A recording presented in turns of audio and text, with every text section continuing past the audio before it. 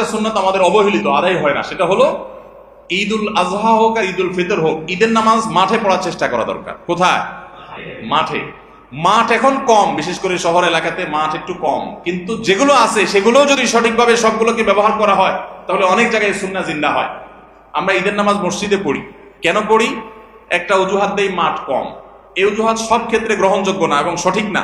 অনেক জায়গায় মাঠ থাকা সত্ত্বেও মানুষ মসজিদে নামাজ পড়ে, কারণ সব মহল্লার মানুষ আলাদা আলাদা নিজেরা একটু মাতবরি করতে চায়। আমরা আবার আরেক জায়গায় নামাজ পড়তে যাবো, আমাদের একটা বাঁকাওয়াতি থাকে।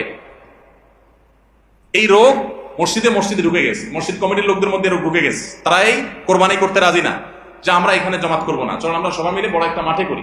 বড় মাঠে কয়েক মসজিদের মুসল্লিরা একসাথে নামাজ আদায় করার যে সৌন্দর্য আছে, এই সৌন্দর্য মসজিদের মধ্যে ঈদের নামাজ পড়ার মাধ্যমে নাই। এই জন্য ভাইরা, মাঠে ঈদের নামাজ জিন্দা করার চেষ্টা করতে হবে ইনশাআল্লাহ। চেষ্টা করা যাবে ইনশাআল্লাহ। তাই বলে আবার রাস্তাঘাট আটকায় মানুষের অসুবিধা হয় সেভাবে করে ঈদের নামাজ ব্যবস্থা করেন। হ্যাঁ, যদি কোনো রাস্তা এরকম হয় যে না, এই রাস্তা বিকল্প বহু রাস্তা ডানে বামে আসে, মহল্লার রাস্তা, কারোর কোনো অসুবিধা হবে না, তাহলে সেখানে হতে পারে শর্ত সাপেক্ষে। কিন্তু সাধারণত রাস্তা নয়, বরং আমাদের নামাজ পড়তে হবে কোথায়? মাঠে। এবং ঈদের নামাজ মসজিদে আদায় করবেন না, মাঠে আদায় করবেন। এই আওয়াজটা সর্বত্র তোলা দরকার। শহর তো বটেই, গ্রামে পর্যন্ত এখন প্রত্যেক মসজিদে মসজিদের নামাজ হয়। কেউ কাউকে মানতে রাজি না, কেউ কাউকে মানতে রাজি না। আরেক জায়গায় ঈদগাহে নামাজ পড়ে আমাদের ইজ্জত থাকে নাকি? তো এই লোক ইসলাম বুঝে নেই।